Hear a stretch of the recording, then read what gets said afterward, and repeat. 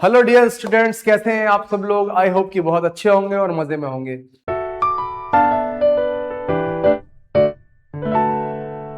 मैं आपका स्वागत करता हूं यहां पर शिक्षा में जेई के इस चैनल पर। जैसा कि आप सब लोग जानते हैं, हम लोग यहां पर डिस्कस कर रहे हैं पीवाईक्यूज फॉर एएमयू बीटेक के लिए। हम जो है पीवाईक्यूज की आपके पास सीरीज लेके आए हैं और ये पीवाईक्यूज हमारे हैं केमिस्ट्री के। और मैं यहां पर हूं मोहम्मद तारिक अंसारी, और मैं यहां पर आपका जो पीवाईक्यूज है केमिस्ट्री के वो सॉल्व करता हूं। मींस कि मैं यहां पर हूं आपका केमिस्ट्री का टीचर। ठीक, तो कर क्या रहे हैं सर हम इतने दिन से। तो एक वीडियो अब तक आ चुका है आपका जिसका नाम है चैप्टर का some basic concepts of chemistry. वो आप हमारे इसी वीडियो के लिंक में, आपको उसका लिंक मिल जाएगा, मतलब कमेंट में जाके आप देख सकते हैं, डिस्क्रिप्शन में जाके देख सकते हैं, उसका लिंक आपको मिल जाएगा। तो एएमयू बीटेक के जो भी पीवाईक्यूज हैं जो चैप्टर नंबर 1 के हैं वो सारे हमने सॉल्व कराए वहां पर। ठीक, आज हम क्या करने वाले हैं, आज हम 11th क्लास का ही सेकंड चैप्टर जो है सम बेसिक कॉन्सेप्ट के बाद वाला स्ट्रक्चर ऑफ एटम, इसके पीवाईक्यूज जो भी अब तक आए हुए हैं एएमयू बीटेक में वो हम सॉल्व करने वाले हैं। ठीक है, अब तक जो भी आए हुए हैं वो हम सॉल्व करने वाले हैं। तो हम आपको इसमें क्या करने वाले हैं, साथ ही साथ क्या कैसे बताएंगे, क्या करेंगे। तो बेटा ऐसा है, सिर्फ सॉल्व नहीं करेंगे, हम आपको कॉन्सेप्ट भी बताएंगे, उसको आपको समझना है कि कैसे हमने क्वेश्चन को सॉल्व किया हुआ है। ठीक है, तो बिना किसी देरी के हम आगे बढ़ते हैं। और आप एक काम कीजिएगा कि पेपर और पेन लेके बैठिएगा, आपको भी सॉल्व करना है और फिर क्रॉस चेक करना है। ठीक है भाई, साथ ही साथ क्रॉस चेक करते रहना। और लास्ट में अगर आपको वीडियो पसंद आए तो आप शेयर वगैरह कर देना। तो मैं ज्यादा टाइम नहीं लूंगा आपका, मैं शुरू करूंगा क्योंकि हमारे पास है ना जो भी क्वेश्चंस है हमें उनको सॉल्व करना है। चलिए आगे बढ़ते हैं साहब। क्वेश्चन नंबर 1 आपके स्क्रीन पर ये रहा, है ना। क्वेश्चन नंबर 1 आपके स्क्रीन पर ये रहा। आपको जो है इसका जवाब देना है कि इसका आंसर क्या होगा। तो पहला ही क्वेश्चन क्वांटम नंबर से उठा लिया है हमने। 2025 में ये क्वेश्चन आया था, है ना। 2025 में ये क्वेश्चन आया था। क्या कह रहे हैं ये, इन्होंने ये कहा कि which of the following sets of quantum numbers represent the 19th electron of CR atom. कौन सा 19th इलेक्ट्रॉन ऑफ सीआर, जिसका एटॉमिक नंबर है 24। ठीक है साहब, कोई दिक्कत नहीं। तो आप सीआर का इलेक्ट्रॉनिक कन्फिग्रेशन लिख लो, है ना। मैं प्रॉपर लिख देता हूं 1s से, हालांकि मैं AR भी कर सकता था, आर्गन। तो 19th इलेक्ट्रॉन के बारे में पूछा है, क्या लिखूंगा मैं इसका, 1s2 2s2 2p6, है ना, 3s2 3p6। कितना हो गया बेटा, 18 हो गया। देखो 2, अरे बेटा 2 8, फिर ये भी 8, 18 हो गया। फोर्थ, अब इसके बाद 4s2 होता है और 3d कितना होता है बेटा 4। ऐसा लोगों को लगता है, लेकिन ये क्या है, एक एक्सेप्शनल केस है। तो उसमें क्या हो जाएगा सर, 4s1 होता है और ये 3d5 होता है। ठीक, रीजन कि हाफ फील्ड इलेक्ट्रॉनिक कन्फिग्रेशन ज्यादा स्टेबल होती है, और क्योंकि हाफ फील्ड है तो नंबर ऑफ एनर्जी एक्सचेंज भी ज्यादा हुआ। सबको ये बात पता है, बुक्स में दे रखी है। तो 18th के बाद 19th इलेक्ट्रॉन कहां पर आया सर, तो 19th इलेक्ट्रॉन जो आया वो कहां आया, 4s में। ठीक है, कहां आया बेटा, 4s में। और उसका लास्ट इलेक्ट्रॉन जो है 24 है वो डी में गया, क्योंकि लास्ट इलेक्ट्रॉन क्रोमियम का डी में जाता है, इसीलिए वो डी ब्लॉक का एलिमेंट है। समझ में आई बात। ठीक, जो भी इलेक्ट्रॉनिक कन्फिग्रेशन हम लिखते हैं उसमें जो लास्ट इलेक्ट्रॉन एंटर करता है जिस सबशेल में, वो एलिमेंट उसी सबशेल का कहलाता है। तो मैंने एडिशनली आपको यह भी बता दिया कि CR is D block element, और हम कैसे फाइंड आउट करते हैं कि इलेक्ट्रॉनिक कन्फिग्रेशन में लास्ट इलेक्ट्रॉन जाता है।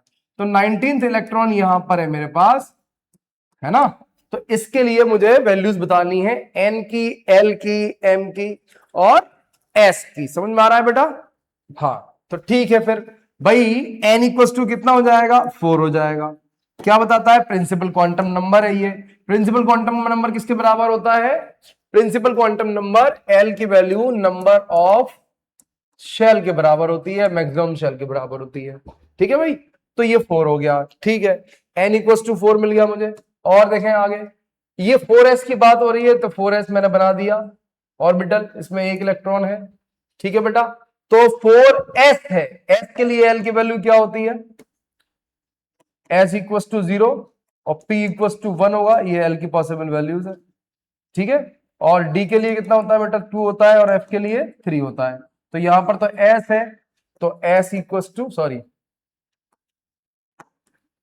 L इक्वल टू क्या होगा, 0 होगा। अब L इक्वल टू 0 है तो M इक्वल टू क्या होगा, 0 होगा, क्योंकि M की वैल्यूज प्लस माइनस L और 0 के बराबर होती है, ठीक है। तो M इक्वल टू सर 0 हो गया, या फिर हम इसको और ML भी बोलते हैं, क्या बोलते हैं, ML, ठीक है।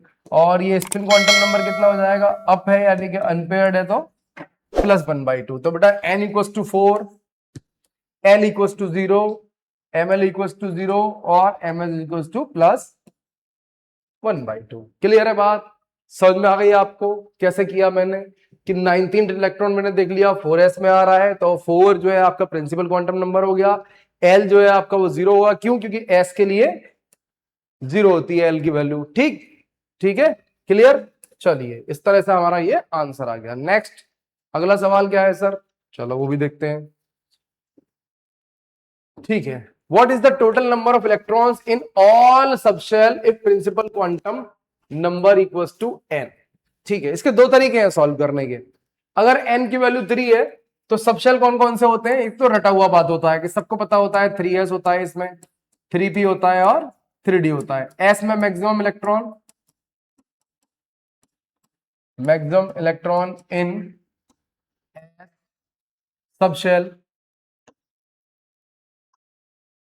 सबशेल वगैरह में। तो बेटा S में जो है आपका 2 होता है, P में कितना होता है 6, D में कितना आएगा 10, सब मिला के आपने किया 18। एक ये तरीका और एक डायरेक्ट है। ये फॉर्मूला आप लिख लो, मैं चाहूंगा कि आप नोट कर लो, अगर आपको किसी ने ना बताया हो तो इसको आप नोट कर लो। यहाँ पे क्या है साहब, वो ये है कि मैक्सिमम, अच्छा ये दिख नहीं रहा होगा, इसको हटाता हूँ, डार्क कलर लेते हैं कोई, है ना। ये आप ये याद रखिएगा कि maximum number of electron in a shell, ठीक, ये आएगा formula 2n square, where n equals to number of shell, ठीक है। या फिर इसी n को हम ये भी बोल सकते हैं क्वांटम नंबर के बेसिस पे कि प्रिंसिपल, है ना, क्वांटम नंबर। तो भाई ये फॉर्मूला यहां उठा लो आप, क्या दे रखा है आपको, n इक्वल्स टू 3, ठीक है, n इक्वल्स टू 3 दे रखा है आपने। तो जब इस फॉर्मूले में मैं लगाऊंगा तो 2 इंटू 3 का स्क्वायर में कर दूंगा, तो ये 9, 9 to the 18, this is correct, this is also correct, और ये तो ऑप्शन सी हो गया आपका, है ना बेटा, क्या हो गया, ऑप्शन सी हो गया आपका सही आंसर, ठीक, क्लियर है बात, क्लियर है बात, ठीक है। चलो आगे बढ़ते हैं, ठीक, बढ़िया, हो गया सॉल्व। प्रिंसिपल क्वांटम नंबर जो है यानी कि 2n स्क्वायर का फॉर्मूला लगा सकते हैं आप, या फिर आपको अगर याद है कि थर्ड शेल में कौन कौन सब शेल होती हैं, तो 3s 3p 3d 3f नहीं होता है, और s में मैक्सिमम इलेक्ट्रॉन 2 होते हैं, और p में मैक्सिमम इलेक्ट्रॉन 6 होते हैं, और d में 10 होते हैं, हालांकि f में 14 होता है, ठीक है। हाँ, तो वैसे भी आप कर सकते हो, लेकिन ये एक सीधा फॉर्मूला आप लगा के ये भी कर सकते हैं, ठीक है। चलिए आगे बढ़ते हैं, अगला सवाल क्या है सर, देख लेते हैं साहब। क्वांटम नंबर का ही पहले सॉल्व कराता हूं, तुमको छुट्टी करता हूं, लास्ट क्वेश्चन ले लेता हूं मैं, ठीक है। ये भी क्वांटम नंबर पे है, क्वेश्चन का नंबर मत देखिएगा आप, ज्यादा टेंशन मत लीजिए, सब आगे पीछे करा दूंगा, लेकिन एक फ्लो में कराता हूं, क्वांटम नंबर की बात हो रही है ना, पहला क्वेश्चन क्वांटम नंबर से था, तो फिर से उसी तरह की कुछ बात है उसके ऊपर कर लेते हैं। क्वांटम नंबर से दे रखे हैं, क्या पूछा है, सवाल देखते हैं, पढ़ते हैं, ठीक है। The electronic identity electrons identify quantum numbers n and l can be placed in order of increasing energy from the lowest to highest as, मतलब ये बताना है हमको कि जब n की वैल्यू 4 और l की वैल्यू 1 है और इसमें ये दे रखी है, तो किस सेट का वैल्यू, है ना, एनर्जी के बेसिस पे हाई और लो होगा, ये हमें बनाना है। तो इसमें बेटा एक रूल होता है, वो लग जाएगा n प्लस एल, है ना, की वैल्यू, n प्लस एल की नेट वैल्यू जिसकी ज्यादा होगी, ठीक है, एनर्जी हमेशा उसकी क्या होगी, ज्यादा होगी, ज्यादा होगी, ठीक है।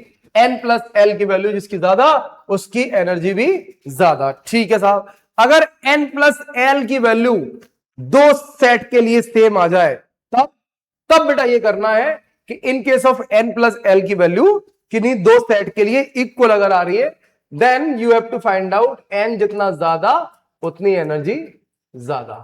समझ में आई बात? ये इनका थंब रूल है। ठीक, तो बेटा इसके लिए n प्लस एल की वैल्यू बताना। इसके लिए n प्लस एल की वैल्यू कितनी आ जाएगी? देखो ये n है, ये l है, कितना आ गया? 4 प्लस 1 इक्वल्स टू 5। डायरेक्ट लिख देता हूं फिर 5, इतना तो सब जानते हैं। इसके लिए 5 है। ठीक, इसके लिए कितना है? 4 प्लस 0 मीन्स 4। इसके लिए कितना है सर? इसके लिए भी 5 आ गया, तो दोनों सेम आ गई, कोई बात नहीं। इसके लिए कितना हो जाएगा सर? ये भी 4 हो जाएगा सर, ये तो इक्वल आ गया है ना। तो दो सेट ऐसे हैं जिनका सेम सेम आ रहा है, तो ये भी 5, ये भी 5, ये भी 4, ये भी 4। तो 5 और 4 में इसकी ज्यादा होगी या कम होगी? n प्लस एल की वैल्यू जिसकी ज्यादा उसकी एनर्जी ज्यादा, मतलब कम एनर्जी इस 4 की हो सकती है और इस 4 की हो सकती है इन दोनों 5 के कंपैरिजन में। अब इनको आपस में कंपेयर करना है, जब वैल्यू सेम है तो ये देखो n की वैल्यू किसकी कम है? ये कम है n का वैल्यू की ये कम है? बताओ मुझे जरा, बताओ। शेल नंबर है ना, शेल नंबर कौन किसका कम है? ये यार बता नहीं पा रहे हैं आप। n का वैल्यू बढ़ेगा तो एनर्जी भी बढ़ेगा। ठीक, तो n का वैल्यू ये कम है, ये ज्यादा है, तो आंसर पहले क्या हो गया? 4। 4 ये जो है रोमन नंबर में, इसकी एनर्जी क्या होगी? कम होगी, इसकी एनर्जी ज्यादा होगी। 4 नंबर जो है आपका उसकी एनर्जी क्या होगी बेटा? कम होगी। ठीक है, तो फोर्थ वाले की एनर्जी कम है, फोर्थ वाले की एनर्जी कम है, मतलब सबसे कम है। ठीक है, उसके बाद तो ये आएगा ही आएगा क्योंकि 5 के मुकाबले 4 कम है। सेकंड लगा दिया मैंने। ठीक है बेटा, क्लियर? चलो बढ़िया। अब 4 प्लस 1 ये 5 था, ये भी 5 था, इनमें कंपैरिजन कर लो आप। तो बेटा ये तो 3 है और ये कितनी है? 4 है, तो इसमें कौन सा आ जाएगा? थर्ड वन आ जाएगा, है ना। और फिर लास्ट में क्या आ जाएगा? लास्ट में क्या आ जाएगा? फर्स्ट। तो ऐसा सीक्वेंस कहां है? देखो ए ही ऑप्शन दे रखा है। क्लियर है बात? मैंने किसने सॉल्व किया इसको? ध्यान से देखो, मैंने किसने सॉल्व किया? n प्लस एल रूल लगाया। n प्लस एल का मतलब प्रिंसिपल क्वांटम नंबर और अजीमुथल क्वांटम नंबर का सम का वैल्यू देखना है। अगर ये वैल्यू ज्यादा है तो उसकी एनर्जी ज्यादा होगी। In case n plus L की वैल्यू सेम आती है, ये 4 4 ये जो है, तो मैं क्या देखूंगा? Principal quantum number. Principal quantum number जिसका ज्यादा उसकी एनर्जी भी ज्यादा। तो उसी के मुताबिक मैंने सॉल्व किया और मेरा ऑर्डर ये निकल के आया, और ये ऑर्डर ऑप्शन नंबर ए में दे रखा है। क्लियर है बात? क्लियर है बात बेटा? ठीक, चलिए नेक्स्ट क्वेश्चन देखते हैं, हम अगला देखते हैं। ठीक,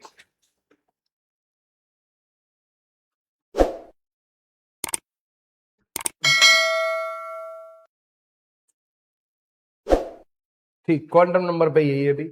विच one of the following decides the shapes of orbitals in energy shell? चलो मैं यहां पर तुम्हें हर एक चीज के बारे में बताऊंगा कि कौन क्या डिसाइड करता है। ठीक है, तो इसमें प्रिंसिपल क्वांटम नंबर दे रखा है, दे रखा है, तो बेटा ये डिसाइड करता है, या प्रिंसिपल क्वांटम नंबर हमें इंफॉर्मेशन जो देता है ये हमें बताता है नंबर ऑफ शेल या एनर्जी लेवल, है ना, या फिर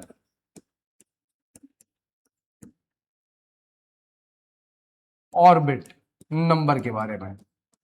ठीक है, कि कौन सा ऑर्बिट है। क्लियर है बात? ठीक, मैग्नेटिक क्वांटम नंबर बाद में देखेंगे, इसके बाद आता है एजीमुथल, इसको देख लेते हैं। एजीमुथल क्वांटम नंबर मुझे बताता है कि मेरे पास टाइप ऑफ सबशेल कौन सा है। अब जब मुझे ये पता लग जाएगा कि सबशेल कौन सा है, एस है कि पी है कि डी है कि एफ है। सबशेल क्या होते हैं? S P D F. वो कैसे तय हुए? ये शेप कैसे तय हुए भाई, है ना। ठीक, तो उसके क्या है? अलग अलग शेप आएगा सबशेल का। सबशेल कैसे पता लगी? कि उसका इलेक्ट्रॉन डॉट स्ट्रक्चर जब हम देख रहे हैं, ठीक है, तो उसमें हमें अलग अलग अलग अलग शेप मिले। ठीक, तो उसके बेसिस पे हमने कहा। तो सबशेल हमारी कौन कौन सी है बेटा? एस, पी, डी और एफ। अब इनके क्या होते हैं, सबके शेप जो है आपके डिफरेंट होते हैं। ठीक, इसी बेसिस पे अलग अलग टाइप के सब शेल कह रहा हूं मैं। ठीक है, जैसे एस जो है आपका स्फेरिकल है, पी जो है आपका डंबल है, डी क्या है डबल डंबल, एफ क्या है लीफ लाइफ स्ट्रक्चर होता है उसका। ठीक है, तो शेप बताता है ये मुझे basically. This one also tells about the shape of subshell, या मैं कह सकता हूं शेप ऑफ ऑर्बिटल्स। समझ में आ रही है बात? ठीक है। मैग्नेटिक क्वांटम नंबर मुझे क्या बताता है सर? मुझे ये बताता है कि ओरिएंटेशन ऑफ ऑर्बिटल्स, मतलब थ्री डायमेंशनली वो किस डायरेक्शन में है, एक्स में है, वाई में है या जेड में है। स्पिन क्वांटम नंबर तो सब जानते हैं यार, है ना। It tells about the spin of electron that can be a clockwise and anti clockwise. ठीक, तो ये है। अब सवाल क्या था आपसे, shapes of orbital in energy shell कौन ज्यादा बेहतर तरीके से डिस्क्राइब करता है? तो बेटा अभी तो मैंने बता दिया आपको, आप जान ही रहे हो। आप शेप कौन बताएगा बढ़िया तरीके से? Azimuthal quantum number. ठीक है, क्या बताएगा? Azimuthal quantum number. ठीक है, क्लियर बात? क्लियर है, समझ में आ रही है आपको? बहुत बढ़िया बात है। ठीक, इसको आराम से आप नोट कर लो, अगर करना चाहो स्क्रीनशॉट ले लो, आगे बढ़ते हैं हम। ठीक है, टाइम नहीं लगाएंगे ज्यादा, आगे बढ़ते हैं हम। तो ये हमारे पास हो गया क्वेश्चन। ठीक है, एक बड़ा आसान सवाल आया था 2014 में, इसको करा के छुट्टी करते हैं आपके लिए। बहुत आसान है, सब कर लेंगे वैसे तो।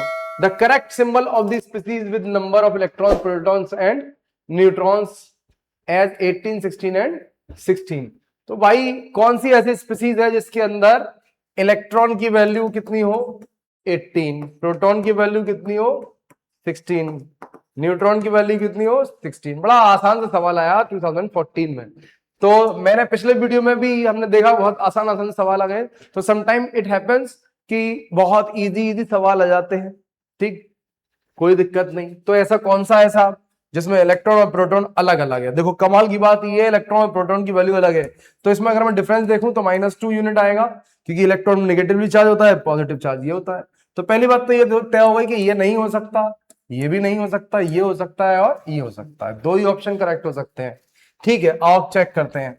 अगर इसमें मैं नंबर ऑफ प्रोटॉन देखूं, देखो अगर चार्ज स्पीसीज है तो एटॉमिक नंबर जो होगा मेरा वो किसके इक्वल होगा? प्रोटॉन के इक्वल होगा। ठीक, तो प्रोटॉन मुझे कितने चाहिए 16। क्लियर बात? तो यहां पर 16 है, यहां पर 18 है, तो इसका मतलब सही आंसर क्या होगा? सी। खत्म हो गई बात। इस वाले मॉलिक्यूल में S2 माइनस में प्रोटॉन जो निकल के आएंगे 16, और ये कितना दे रखा है 32, वो कितने आ गए 16। ठीक, इलेक्ट्रॉन कितने आएंगे 16 + 2 कितना आ गया 18। न्यूट्रॉन कितना आएगा साहब? तो न्यूट्रॉन आ जाएगा 32 - 16 कितना आ गया 16। खत्म हो गई बात, यही सब पूछा है आपने। ठीक है, और आंसर क्या हो गया मेरे पास? ऑप्शन क्या हो गया मेरा करेक्ट? सी हो गया। ठीक, बड़ा आसान सवाल आया, कोई भी कर लेगा, ये इजी है बात। अब जैसे चार्ज वगैरह पता नहीं होता है वो एक अलग बात है। अब इतना आसान बात अगर ना पता हो कि चार्ज को कैसे करते हैं तो भाई बीटेक की तैयारी ना करे वो इंसान, मेरा तो यही मानना है ना। इससे ज्यादा आसान चीज क्या होगी यार? 9th क्लास के बच्चे कर लेते हैं, वहां भी तो स्ट्रक्चर ऑफ एटम पढ़ा है सब लोगों ने। ठीक है, चलो ये ले लो भाई, तुम सीधा सीधा सवाल ले लो, एक कैथोड रे ट्यूब वगैरह का क्वेश्चन है, ये अभी हटा के छुट्टी करता हूं मैं।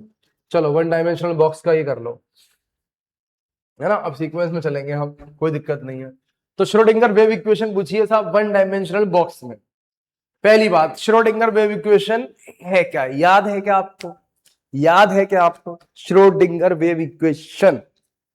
ये याद रख लेना, तरीका मैं बता दूंगा 1 डायमेंशन 2 डायमेंशन में इसको रिप्रेजेंट करने का या लिखने का। ठीक है, याद आप कर लेना बस। तो क्या है देखो, बड़ा सिंपल सा है, ये दे रखा है, ये कॉमनली सब में ही दे रखा है आपको, है ना। इसको लिख लो जरा, किसके लिए? 3 डायमेंशन के लिए, एक्स वाई और जेड। इसी तरीके से लिखना है बिल्कुल। एक्स स्क्वायर की जगह नेक्स्ट स्टेप में क्या आएगा? Y square. करना क्या है, ये होती है बेटा श्रोडिंगर, है ना। मैं लिख देता हूं अभी आपके सामने। श्रोडिंगर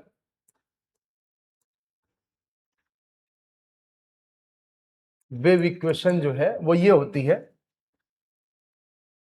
वैसे ये लिखते हैं सब लोग, H psi इक्वल्स टू 0, लेकिन मैं ये नहीं लिखूंगा, है ना, मैं लिख दूंगा आपके लिए ये डेल, ये वाला बनाए क्या, छोड़ो, ये बना लेते हैं simple, psi upon del X square plus del square psi upon Y square plus, क्या बात है, ये कनेक्ट क्यों हो रहा है बार बार,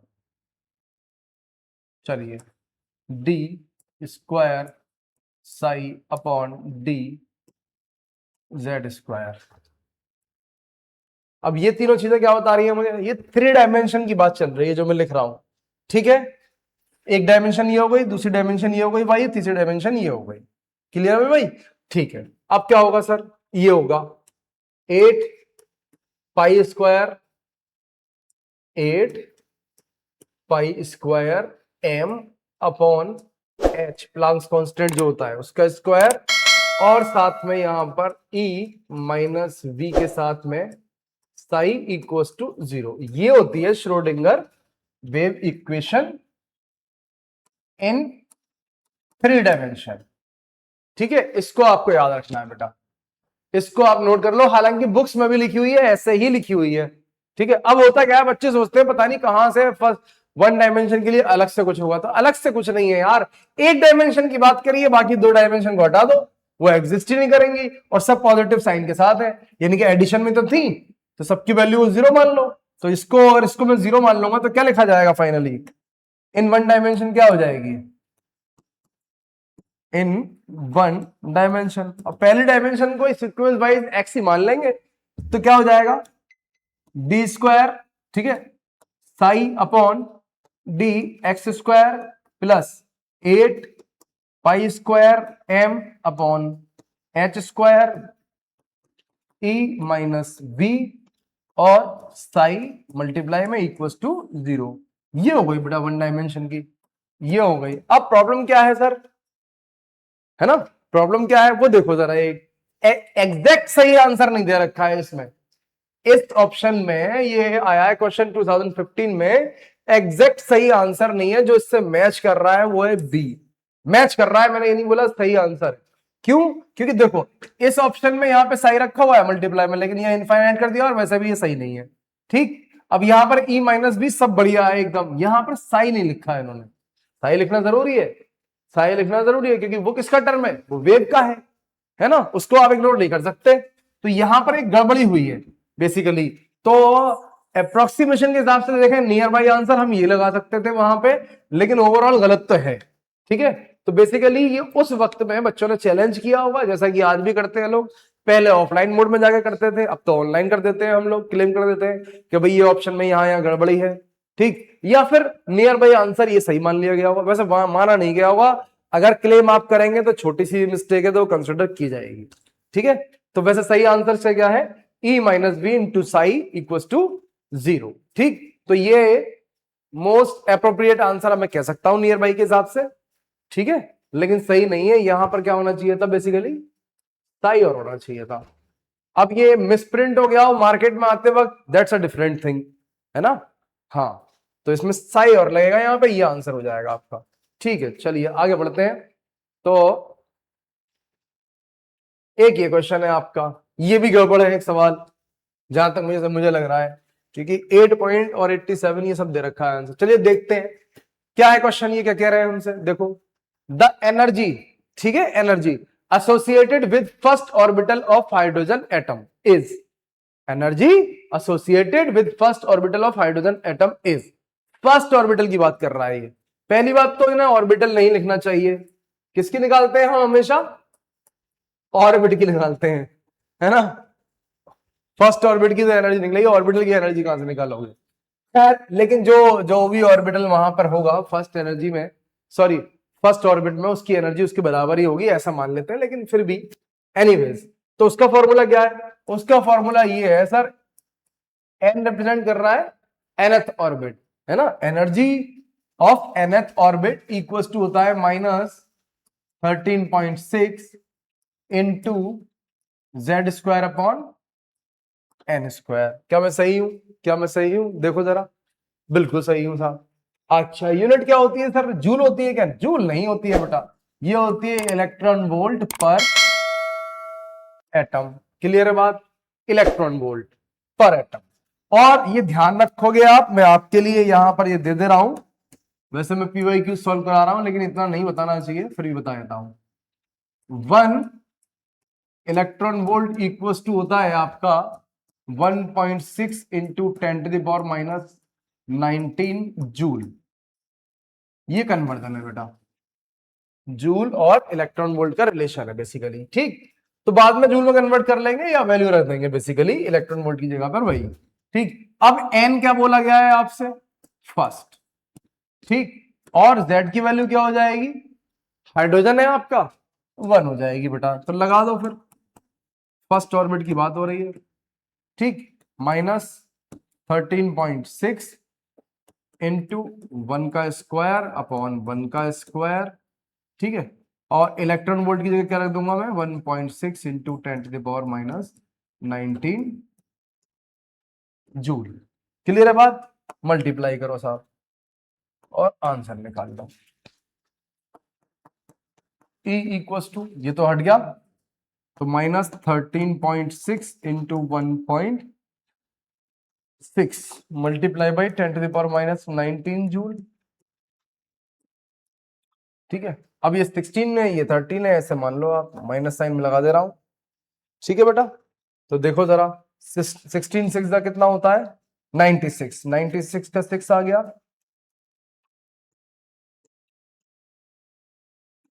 ठीक, 96 का 6 आ गया। 16 6 दा 96, 9 इधर कैरी करेगा, 16 3 दा 54।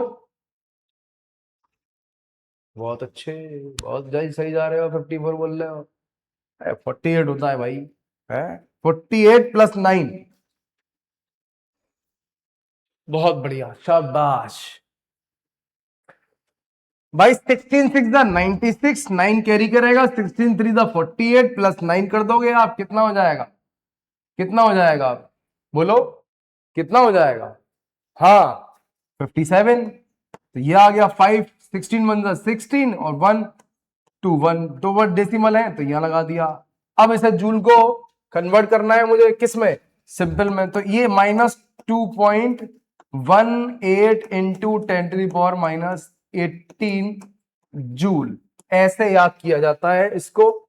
ये फर्स्ट ऑर्बिट की एनर्जी होती है इन जूल। लेकिन यहां पर आंसर नहीं दे रखा है, मैंने पहले ही कहा था कि भाई इतना तो होता ही नहीं जितने ऑप्शंस में दे रखे हैं। तो सही ये है डेटा, सॉरी ऑप्शंस जो है वो सही नहीं है। 2015 में ही ये हुआ है, और इससे पिछला सवाल जो हम कर रहे थे वो भी 2015 में था। 2 सवाल लगातार इन्होंने गलत ऑप्शन के साथ दिए। ऐसा नहीं करना चाहिए था, बच्चों के साथ खेल जाते हैं कभी कभी, नहीं खेलना चाहिए, ध्यान से बनाना चाहिए सवाल। ठीक है, तो इसके ये सभी ऑप्शन गड़बड़ है, सही आंसर मेरा ये आएगा। ठीक है, आप याद रखना ये बात, और आप निकाल सकते हो किसी की भी वैल्यू 1 अपॉन, ठीक है, 2 का स्क्वायर कर दोगे सेकंड शेल के लिए, फिर उस हिसाब से कैलकुलेट कर लोगे। ठीक है, चलिए आगे बढ़ते हैं। अगला सवाल क्या है मेरे पास सर? देखिए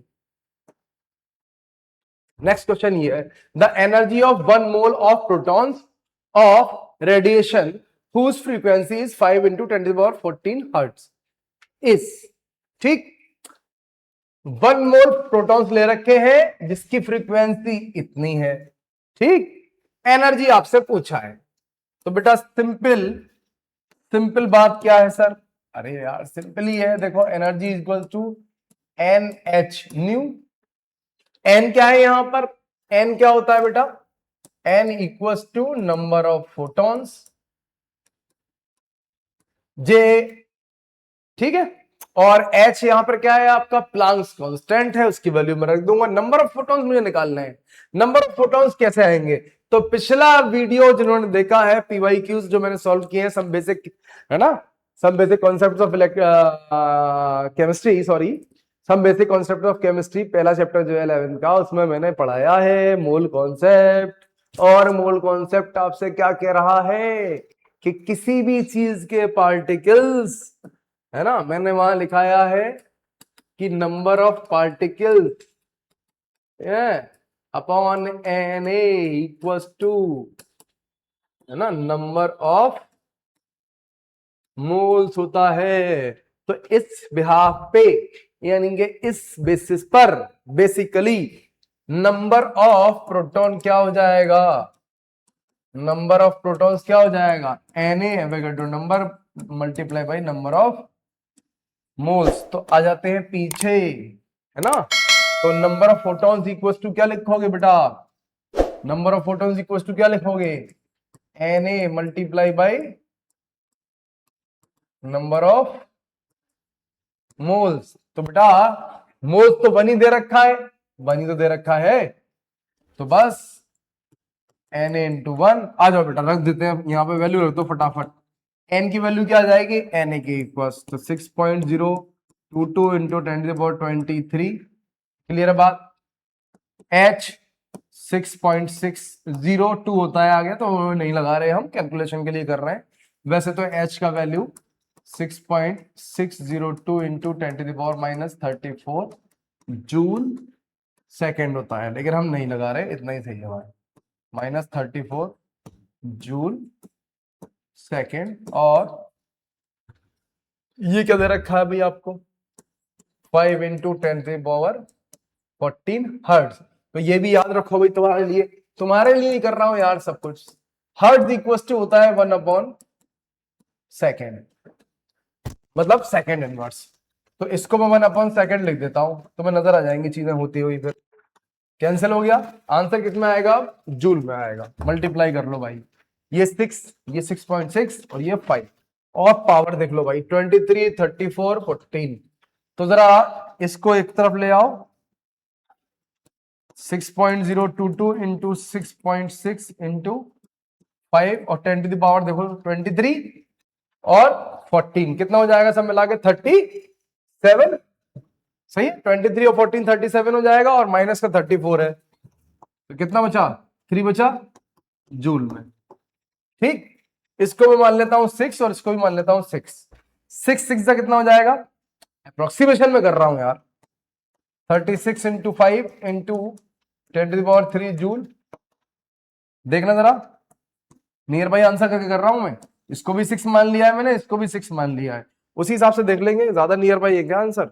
हाँ सर है तो थोड़े थोड़े करीब करीब ही, 95, 99 और 92। चलो देखते हैं, वरना फिर जो है जैसे करते हैं वैसे ही करेंगे फिर, है ना। इसको देखते हैं, जहां तक आ सकता है वहां तक देखते हैं, ठीक है। हाँ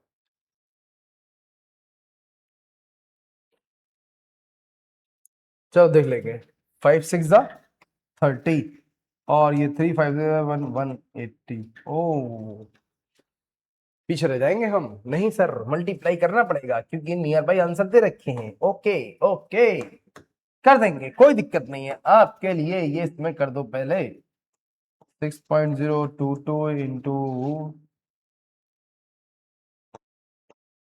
33.0 इंटू 10⁻³ जूल। ठीक है भाई, अब मैं 6.022 का मल्टीप्लाई इसमें कर दूंगा 33 में, ठीक है। 6.022 का मल्टीप्लाई 33 में कर दूंगा, तो आगे बढ़ रहा हूं मैं 6.0, तो 6.022 का मल्टीप्लाई 33 में करना है मुझे, तो मैं अब ले सकता हूं क्या, 6.022 इंटू 33, 3 टू द, सर आप तो एकदम देसी अंदाज में कर रहे हैं भैया, करना पड़ता है, क्या करा जाए यार, करना पड़ता है। 3 टू द 6 0, 3 6 18, 6 6 0 18। बेटा ये 6 ले ले, ये 12 आ गया, ये 7 आ गया, ये 8 आ गया, ये 9 आ गया, और ये 1 आ गया, 1 2 3, 198.726। कितना आ गया, 198.726 इंटू 10⁻³ जूल। किलो जूल में कन्वर्ट करना है तो बेटा 198.726 किलो जूल, क्योंकि ये किलो जूल बन जाएगा 198.72 क्या आया मेरा आंसर? 198.726। ये एएमयू वालों का क्वेश्चन है और एएमयू वाले हमेशा बढ़िया बढ़िया ऑप्शन रखते हैं। ठीक है, 6 ये आ गया आंसर इसका, करीब करीब वाला ले लेंगे क्योंकि इन्होंने क्या किया होगा, 6.602 ऐसा कुछ वैल्यू लेके इन्होंने किया होगा पूरी तरीके से, और इसको लिया होगा 023, इस वजह से ये 199 पॉइंट समथिंग दिखा रहा है। हमारा आंसर क्या था? 198.726। ज्यादा फर्क नहीं है, यही आंसर सही है। ठीक है भाई, ये B option is the correct answer. आराम से आप कर लो, यहां दे रखा है, बैक में देख लेना, स्क्रीनशॉट ले लो, करते रहना। ठीक है, अगला सवाल देख रहा हूं मैं। टेलीविजन पिक्चर ट्यूब्स आर, पूछ रहे हैं कि टेलीविजन पिक्चर ट्यूब्स क्या होती हैं साहब? अरे बेटा, कैथोड रे होती है। डायरेक्ट याद कर लो इसको यार, इसको कुछ नहीं कर सकते इसमें, आप डायरेक्ट याद कर लो। टेलीविजन पिक्चर ट्यूब्स क्या होती है? कैथोड रे ट्यूब होती हैं, और इसमें जो पिक्चर या डिस्प्ले होता है उसमें क्या होता है? कैथोड रेज जो है, कैथोड रेज बेसिकली है क्या? इलेक्ट्रॉन्स, है ना। कैथोड रे को ही तो इलेक्ट्रॉन बोला गया था, जो स्ट्रीमिंग होती है कैथोड रे की वही तो इलेक्ट्रॉन बोली गई थी, जे थॉमसन ने बोला था उसको। ठीक है, अब एक पॉलिश जगह पे वहां पे फ्लोरिसेंस हमें मिलता है, मतलब पीछे वो टकराती है स्क्रीन पे, तो स्क्रीन जब ग्लो करती है तो नंबर ऑफ ग्लोज जो होते हैं वो सब मिला के एक स्क्रीन रेडी करते हैं, वही हमारी आंखें देखती हैं। तो ये सारा इसका कहानी है। ठीक है, तो टेलीविजन पिक्चर, जो पुरानी वाली टेलीविजन थी वो उसकी बात हो रही है, कैथोड रे ट्यूब। ठीक है, आगे डायरेक्ट आंसर ए हो गया इसका। अच्छा, इस पे एक और सवाल था टेलीविजन वाले पे, ये वाला, television picture tube is basically, तो ये एक सवाल 2 बार पूछा गया, 2014 में पूछ रहा है ना, और फिर एक कब पूछ रहा है देखो 2015 में। तो 14 में पूछा गया कि television picture tube is basically, ठीक है ना, hybrid of cathode and anode. ये कंफ्यूजन पैदा किया होगा लोगों के साथ, या फिर बहुत से लोग नन ऑफ दी अबव लगाए होंगे, लेकिन है क्या आंसर? कैथोड रे ट्यूब है इसका भी। ठीक है, और एक बार इन्होंने 14 में ऐसे पूछ लिया, वो सॉरी 15 में, टेलीविजन पिक्चर ट्यूब्स आर, तो कैथोड रे ट्यूब्स होती हैं ये। लगातार 2 साल बाद कंटिन्यू पूछा है, 14 में और 15 में। ठीक है साहब, अब इधर देखते हैं हम क्या है। बामर सीरीज है भाई, Balmer series in atomic hydrogen is observe in the following spectral region. ओहो, तो मैं आपको एक इंफॉर्मेशन ऐसे देता हूं। सबसे पहले कौन आता है? लाइमन। फिर कौन आता है मेरे भाई? बामर। फिर कौन आता है सर? पास्चन, है ना। फिर कौन आता है मेरे पास? ब्रैकेट। फिर कौन आता है सर? स्टीफन। तो बेटा ऐसा है, याद रखना हमेशा के लिए, बता रहे हैं सर वैसे ही याद रखना। ये तीनों आईआर रीजन में होते हैं। कहां होते हैं? आईआर रीजन में होते हैं। ये आपका जो है और ये आपका जो है, ये होता है यूवी रीजन में, और ये कहां होता है? विजिबल रीजन में। ठीक है, तो बेसिकली बामर मुझे कहां मिलता है? विजिबल रीजन में। तो आंसर क्या हो जाएगा? सी। ठीक है, जो स्पेक्ट्रा मिलता है मुझे हाइड्रोजन का, उसमें जो विजिबल रीजन का होता है वो किसका होता है बेटा? बामर का होता है। क्लियर है बात? मैंने यहाँ पे नोट डाउन कर दिया है। अच्छा, अगर मैं सबके लिए ग्राउंड स्टेट कहूं तो मैं आपको बता देता हूं, वैसे पता होता है ज्यादातर लोगों को, इसके लिए ग्राउंड स्टेट की वैल्यू क्या होती है, यानी कि ग्राउंड स्टेट 1, इसके लिए कितनी होती है? 2, और इन भाई साहब ने बनाई थी अपनी 3, और इस भाई साहब ने अपनी बताई 4, और इन्होंने क्या बताया आपका 5। तो एडिशनल मैंने ये जानकारी भी आपको दे दी है। मतलब कि लाइमन सीरीज में इलेक्ट्रॉन हमेशा इंफिनिटी से या कहीं से भी आ रहा है, कोई सी भी शेल से आ रहा है, किसी भी एक्साइटेड स्टेट से आ रहा है, ऊपर से नीचे की तरफ, तो उसके लिए ग्राउंड स्टेट क्या है? फर्स्ट शेल है। फर्स्ट शेल है जो न्यूक्लियस के सबसे पास है। इनके लिए क्या है साहब? वो सेकंड शेल है। मतलब इनका एटम जो है उसके हिसाब से के शेल में नहीं आएगा, फर्स्ट शेल में नहीं आएगा इन सीरीज का इलेक्ट्रॉन। ठीक है, चलो खैर, ये सब बातें हैं और होती भी रहेंगी। आगे बढ़ते हैं। एक ये था टेलीविजन का, ये भी क्वेश्चन कर लेते हैं भाई, इसको भी निपटा लो हाथ के हाथ। है ना। ये कह रहे हैं the television picture on the screen results due to the phenomena called, क्या है भाई, मैंने आपके बताया था फ्लोरिसेंस होता है, इसको याद रखना। डायरेक्ट आंसर है ये फ्लोरिसेंस, फ्लोरिसेंस, ठीक है ना। फ्लोरसेंस जो है आपका सही आंसर है, डायरेक्ट आंसर है, इसको ऐसे याद करना पड़ेगा और इसमें कोई ऐसी बात है भी नहीं। अब कौन कौन सा क्वेश्चन रह गया देखें भाई, ये रह गया।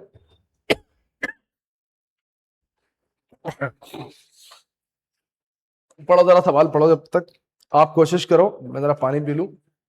आप ट्राई करो जरा, आप लोग इस क्वेश्चन को ट्राई करो जब तक, क्या कह रहा है ना। पानी पी लूं जरा, 1 मिनट।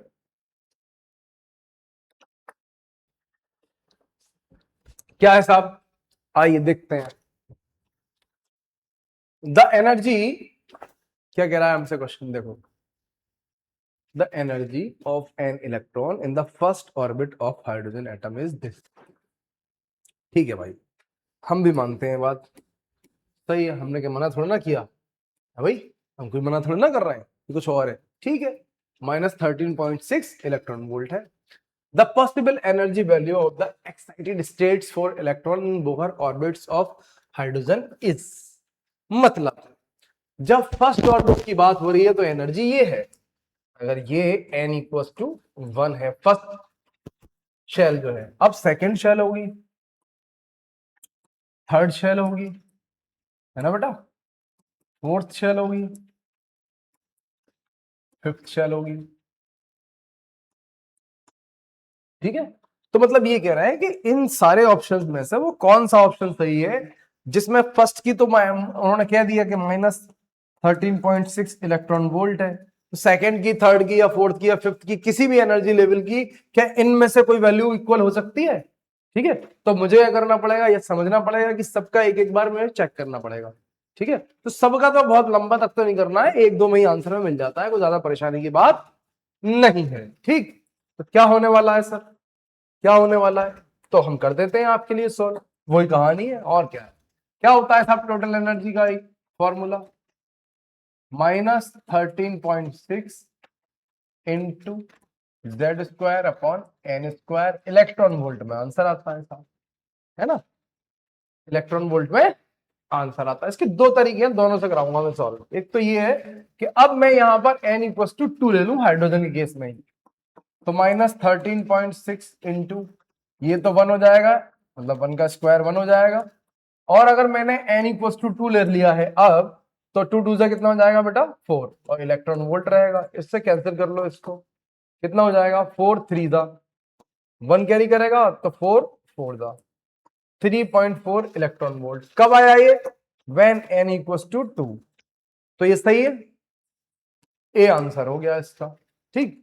अब एक बच्चा उधर बैठा है तुम लोगों के साथ स्क्रीन पे कहीं पे अपने घर में, वो कह रहा है अरे यार दूसरे में ही आ गया आंसर, तीसरा चौथा पांचवा तो चेक ही नहीं कर रहे सर। कर देते हैं भाई, तेरे लिए कर देते हैं। वहां बैठा है सोच रहा है कि ऐसा भी तो हो सकता है, वैसा भी तो हो सकता है, ख्याली दुनिया में भी रहते हैं ना कुछ लोग। हाँ तो मैं ले लेता हूं क्या पता, क्या पता, और दूसरी n = 3 n = 4 में दूसरा वाला आंसर आ जाए, एक से ज्यादा आंसर हो सर, चेक तो कर लीजिए। तो कर रहे हैं भाई, कर रहे हैं, चेक कर रहे हैं, परेशान मत हो तो। Total energy equals to -13.6 into 1 का स्क्वायर 1 आएगा, 3 का स्क्वायर कर दूंगा तो 9 आएगा भाई। अब तू कर ले डिवाइड और देख ले कितना आएगा, -1 पॉइंट समथिंग में जा रहा है, और इधर ऑप्शन क्या दे रखे हैं देख, सबसे कम यही दे रखा है 3.4 भाई, डिजिट के हिसाब से 3.4 है, माइनस को छोड़ 3.4 है, उसके बाद 4.2 6.8 6.8 हो रहा है, और वो भी पॉजिटिव हो रही है वैल्यू तो, है ना। तो भाई मेरे, मैं ये कह रहा हूं तुमसे कि टोटल एनर्जी थर्ड शेल की क्या होगी, बढ़ जाएगी, बढ़ जाएगी, बढ़ जाएगी, समझे, माइनस का साइन है ना। अब ऐसे ही n = भाई तुम 4 ले लोगे तो उस शेल की टोटल एनर्जी की वैल्यू -13.6 इंटू 1 अपॉन 4 4 16, ये डिवाइड करियो, 0 पॉइंट समथिंग में जा रहा है मामला, समझा। टोटल एनर्जी की वैल्यू अगर मैं n = 5 रखूंगा तो -13.6 इंटू 1/25 फिर से 0 पॉइंट समथिंग में चला गया। तो ऐसे ही चलता रहेगा सिलसिला, है ना। और वहां पे जो डिजिट है वो शायद मुझे ना मिले, तो इसीलिए मेरा आंसर यहां से क्या हो गया बेटा, -3.4। क्लियर है बात। तो ये फॉर्मूला होता है टोटल एनर्जी का, -13.6 इंटू Z²/n²। अच्छा, एक और कमाल की बात यहीं पे मैं बता देता हूं, ये टोटल एनर्जी का फॉर्मूला है, लेकिन काइनेटिक एनर्जी अगर इलेक्ट्रॉन की निकालनी हो तो बेटा प्लस होता है इसी में, सेम फॉर्मूला। काइनेटिक एनर्जी क्या होता है, +13.6 Z²/n²। मैं दूसरा कलर ले लेता हूं, ये विजिबल नहीं हो रहा है, बच्चे परेशान हो जाएंगे। Kinetic energy equals to +13.6 into Z²/n² electron volt. ठीक, और 1 electron volt equals to 1.6 into 10⁻⁹ joule. Clear है बात, बहुत बढ़िया। ठीक है, चल ओके। तो और कोई सवाल बचा सर? कुछ नहीं बचा, इतने ही क्वेश्चन थे, सब खत्म। ठीक है बेटा, सब खत्म।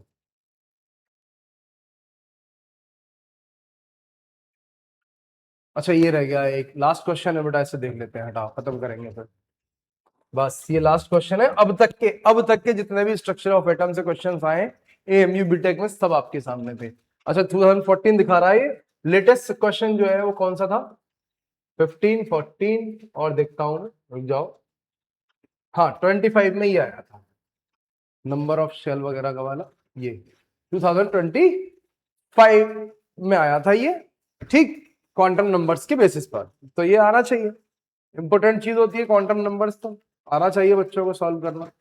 हाँ, तो ये क्वेश्चन बच रहा था तुम्हारा, इसको और कर लेते हैं, खत्म करते हैं फिर, है ना। The energy required to remove an electron from metal X is equal to this, है ना। Calculate the maximum wavelength of light that can photo eject an electron from metal X. अरे भाई साहब, मेटल एक्स दे रखी है, इसका कोई electron है, ये मान लेते हैं। इसको बाहर निकालने के लिए एनर्जी पूछी है। अगर यहां से ये आ रही है लाइट, है ना, ऑरेंज कलर ले लो, वो ज्यादा विजिबल होगा। The energy required to remove an electron from metal X is this. ठीक, calculate the maximum wavelength of light that can photo eject an electron. अरे भाई, इसको यहां से निकलने के लिए मैक्सिमम एनर्जी की जरूरत कितनी है, 3.31 इंटू 10⁻20 और जूल दे रखा है। ठीक है, तो जो भी लाइट आएगी उसकी एनर्जी इसी एनर्जी के इक्वल होनी चाहिए, तभी तो ये निकल पाएगा।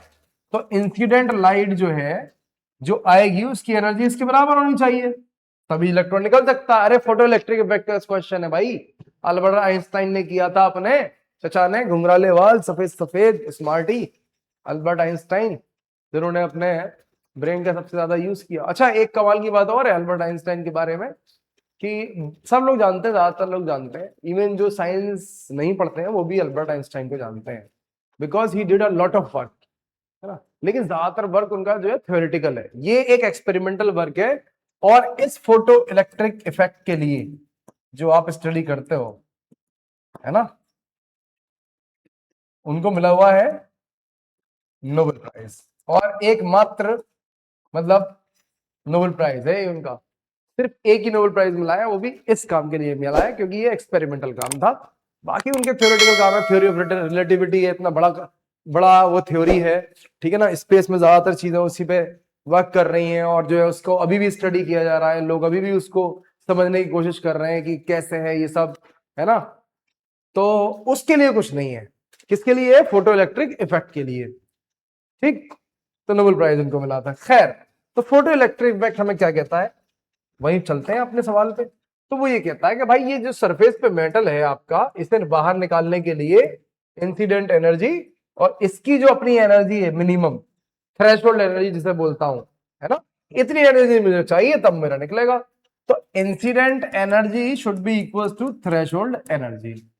ठीक, और वो कह रहा है कि वो तो निकल गया, देखो इसमें बोल रहा है वो, the energy required to remove an electron, the energy required to remove an electron, ठीक है, 3.31 इंटू 10⁻20 जूल।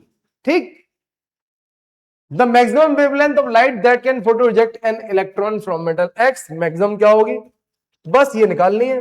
तो वो तो उसके बराबर ही है ना बेटा, ऐसे ही जाएंगे। तो ये यहाँ गड़बड़ है, यहाँ पर ये कितना होगा -20, तो 3.31 इंटू 10⁻⁻20 जूल ये होगी वैल्यू। जब मैं ये वैल्यू लगाऊंगा तब देखो आंसर फट सा कर देता हूँ मैं बहुत जल्दी अब, ठीक है, आपका भी टाइम नहीं लूंगा, अपना भी नहीं लूंगा।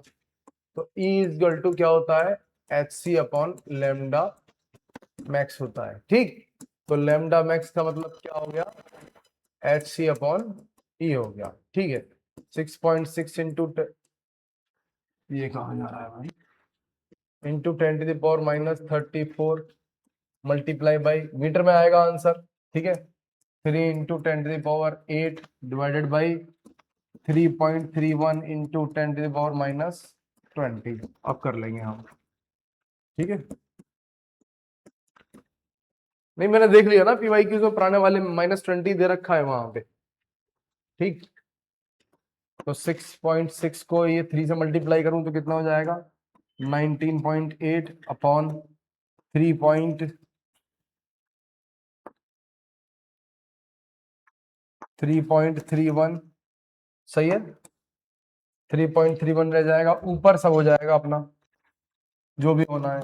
क्या होना है साहब, -34 ये हो गया, प्लस का 8 ये हो गया, भाई कैसा हो गया ये, 8 ये हो गया, ये ऊपर जाएगा तो प्लस का हो जाएगा 20, ठीक। तो ये 19.8 अपॉन 3.31 इंटू 10⁻⁻ कितना बचा, तो ये 28 हो गया, 28 और 34 -6 बचा, और ये 3 है, ये 19 है। ऑप्शन देखो बेटा, पहले ऑप्शन देखो दूर दूर है तो 6.01 आ जाएगा, ठीक। क्या आ जाएगा, देखो ये 3 ले लो और ये 18 मान लो तो हो गया काम, ठीक। तो 6 पॉइंट जो भी है 01 इंटू 10⁻⁻6 मीटर, है ना। तो basically option A is correct, सही है। ऑप्शन ए जो है वो आपका सही आंसर है, बिल्कुल ऑप्शन ए जो है आपका। वो डेटा में थोड़ा सा रखने में, यहाँ में टाइप करने में जो है गलती हुई है, ठीक है, हो जाती है, हमारे जितने भी टाइपिस्ट होते हैं उनसे ये हो जाता है और गलतियां हो जाती हैं, कोई मसला नहीं, हमने कर लिया उसको सॉल्व, कोई मसला नहीं। चीज ये है कि जो इनकमिंग लाइट होगी या रेडिएशन होगा उसको उतना ही होना है फोटोन निकालने के लिए जितनी उसकी मिनिमम एनर्जी यानी कि थ्रेशोल्ड एनर्जी जिसकी वजह से वहां पर रुका हुआ है, ठीक है। अगर इंसिडेंट लाइट, ठीक, ये आती है तो लैम्डा मैक्सिमम मतलब उससे थोड़ा ज्यादा होना चाहिए तभी तो वो निकल के जाएगा, तो वही निकालना है। तो E equal to HC upon lambda max मैंने कर दिया, और E क्या है, वही है जो रिक्वायर्ड एनर्जी है, या मिनिमम एनर्जी ऑफ इलेक्ट्रॉन है या थ्रेशोल्ड एनर्जी है, ठीक है बेटा। और फिर वही E equal to HC upon lambda max लगाया और आंसर निकाल लिया, ठीक। तो भाई ऐसा है, अब आप लोगों से एक रिक्वेस्ट ये है कि अगर आपको वीडियो पसंद आ रहा है, समझ में आ रही है चीजें, अच्छा लग रहा है, तो प्लीज इसको शेयर कर दीजिए। और इसके बाद हमारे पास नेक्स्ट चैप्टर जो है हम उसमें मुलाकात करेंगे आपसे, वो होगा हमारा चैप्टर क्लासिफिकेशन ऑफ एलिमेंट्स, मतलब periodic classification of the elements, class 11th का ही है नेक्स्ट चैप्टर, उसका लेकर के आएंगे वीडियो। और अपडेट रहिए आप, हमारे चैनल को सब्सक्राइब कर लीजिए आप शिक्षा में जेई को, और लाइक भी कीजिए उसको, शेयर भी कीजिए, ठीक है, ताकि नेक्स्ट वीडियो जब भी अपलोड हो तो आपको पता लग जाए। और इस तरीके से हम पूरा बीटेक, एएमयू बीटेक का PYQs का ये सीरीज, जैसा कि हमने आपसे कहा है, लेकर आ रहे हैं। तो 1 बाय 1 हर चैप्टर का हम आपके पास लाते रहेंगे, ठीक है। तो तब तक अपना ध्यान रखिए, ठीक है, मिलते हैं नेक्स्ट वीडियो में। Thank you so much, okay.